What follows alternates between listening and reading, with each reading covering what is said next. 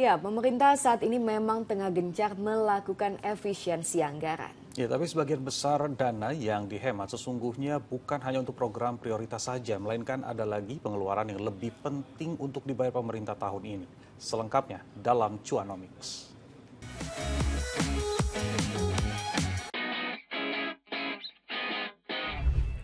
Hai, Cuanomics di sini. Apa kabarnya di sana? Apakah kamu sedang berhemat? Tenang, kamu nggak sendiri kok, karena pemerintah juga lagi berhemat.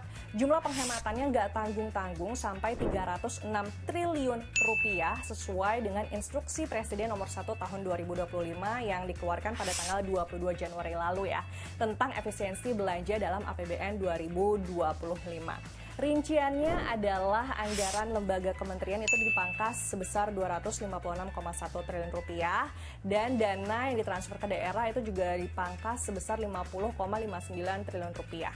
Terus pertanyaannya, kenapa sih pemerintah kok sampai segitunya harus berhemat?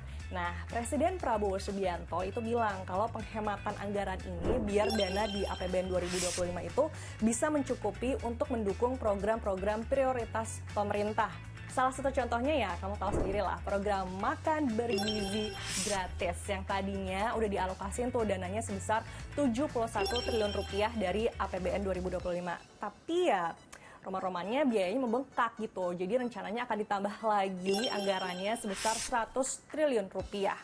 Selain itu juga dari penghematan ini akan dialokasikan untuk perbaikan infrastruktur pendidikan dan berbagai program prioritas pemerintah lainnya. Jadi intinya harapannya tuh dari pengeluaran yang dinilai tidak perlu alias mubazir atau ya yang rawan diselewengkan gitu, itu nantinya akan dialihkan untuk kepentingan rakyat. Begitu niatnya.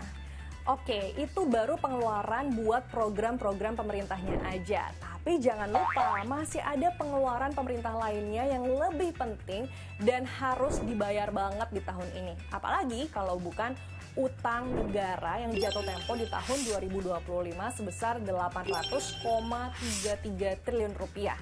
Terdiri dari surat berharga negara sebesar 705 triliun rupiah dan juga pinjaman sebesar 94 triliun rupiah. Karena itulah pemerintah tuh udah menyiapkan uang dari APBN 2025 untuk melakukan pembayaran bunga utang sebesar 552,9 triliun rupiah. Dan alokasi dana buat pembayaran bunga utang di tahun ini itu merupakan yang tertinggi dibandingkan beberapa tahun terakhir inilah, selama 6 tahun terakhir ini. Coba kita lihat aja ya, di tahun 2020 itu bunga utang yang dibayar masih sekitar 314 triliun rupiah. Abis itu bunga utangnya perlahan demi perlahan naik terus tuh dari tahun ke tahun.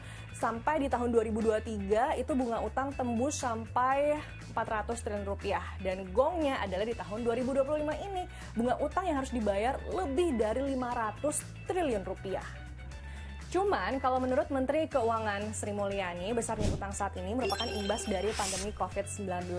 Jadi pada saat itu memang Indonesia membutuhkan dana tambahan sampai 1.000 triliun rupiah untuk belanja tambahan. Karena pada saat itu penerimaan negara tuh turun sampai 19% gara-gara ekonomi yang terhenti imbas dari pandemi COVID-19.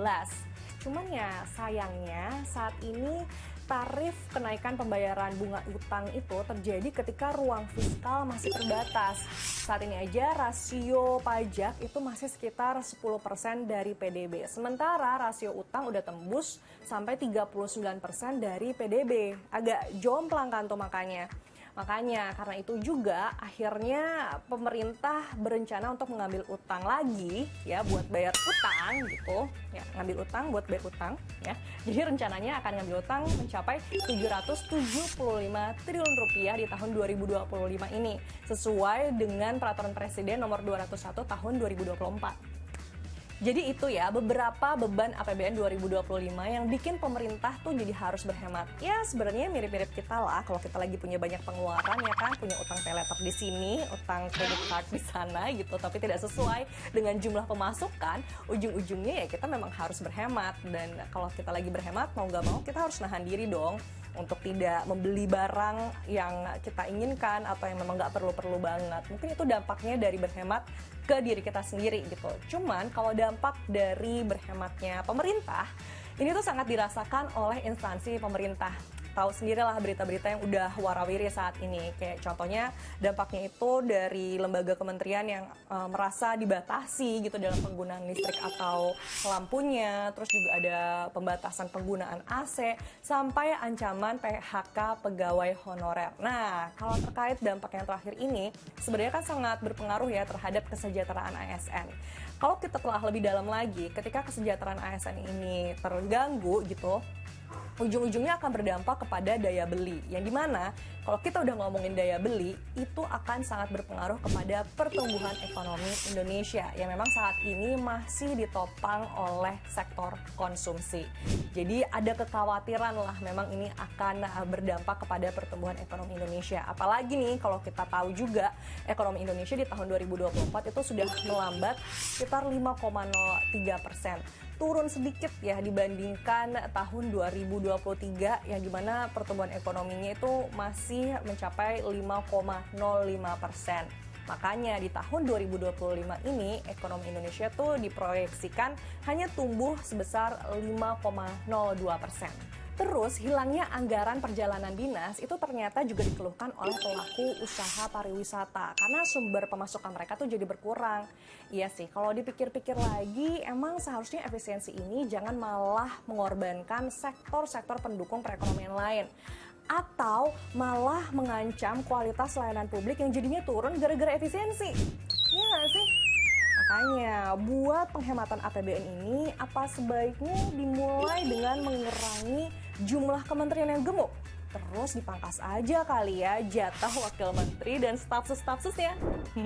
Kalau menurut kamu gimana?